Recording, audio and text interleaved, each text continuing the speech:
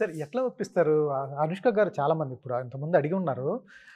చాలా కథలు వింటారు ఆవిడ. మంచి ఫెరోషియస్ క్యారెక్టర్‌లు చేశారు. 'అరుంధతి' గాని, తర్వాత వచ్చిన సినిమాలు కానీ, 'బాహుబలి' గాని, చేసిన తర్వాత చాలా సినిమాలు ఒప్పుకోరు ఆవిడ. కానీ 'క్రిష్' గారు చెప్పగానే ఎట్లా కనెక్ట్ అవుతుంది ఆవిడ? నాట్ బికాస్ ఆఫ్ క్రిష్ అండి. హ్మ్. తను కనెక్ట్ అయింది కథకండి. హ్మ్. కథ ఆమెను ఒప్పించిందండి. హ్మ్. క్యారెక్టర్ ఆమెకి ఈ సినిమా చేయాలనేది మెప్పించి ఆ క్యారెక్టర్ సరే కోసం ఆమె 'సరోజ' చేసింది. క్యారెక్టర్ కూడా అప్పుడు వరకు ప్రాస్టిట్యూట్ క్యారెక్టర్‌లు హీరోయిన్‌లు చేసిన సందర్భాలు ఉన్నాయి గానీ, మీ రేంజ్‌లో ఎవరు చేపించలేదు. 'సరోజ' క్యారెక్టర్ టైప్‌లో చేపించలేదు.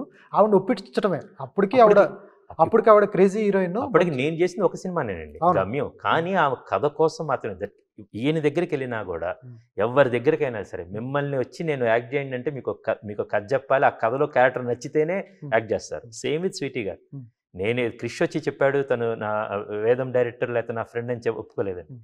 It's a very exciting character. హ్మ్.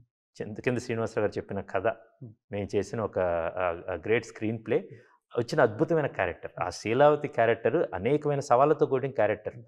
తను దాన్ని ఛాలెంజింగ్‌గా తీసుకుంది. తను ఒక ఐకానిక్ క్యారెక్టర్ అయిద్దని నమ్మింది. హ్మ్. ఇప్పుడు 20 సంవత్సరాల ప్రయాణంలో నువ్వు చేసే ప్రతి సినిమా చాలా గొప్పగా ఉండాలనుకుంటాం. And that's the sole reason for her to accept this film.